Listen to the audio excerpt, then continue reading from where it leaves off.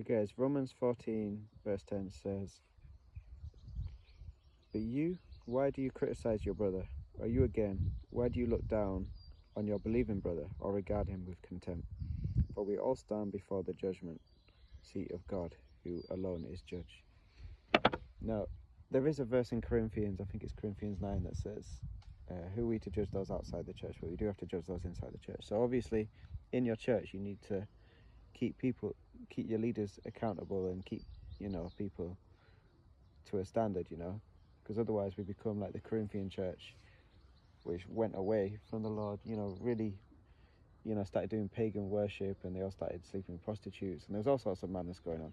So you do have to keep some kind of standard, right? We want to make sure that born-again churches and the Christians are strong in the Lord, we want to make sure Christians are strong in the Lord.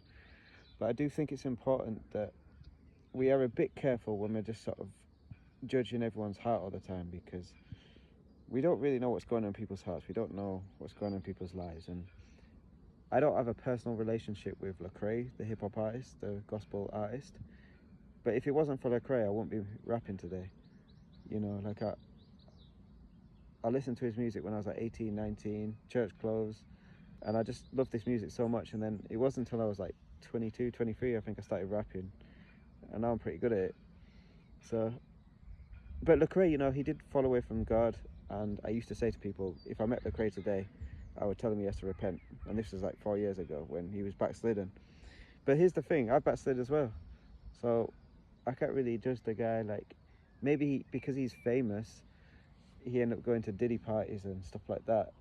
I mean, he says that he didn't go to the upstairs room, he was just in the downstairs. But, but he was away from the Lord, wasn't he? Like, he was partying and he was going back into the world. And I watched his podcast the other day, and it was kind of, it was interesting to know I was kind of right. I was hearing from the Lord that he was away from the Lord, if that makes sense.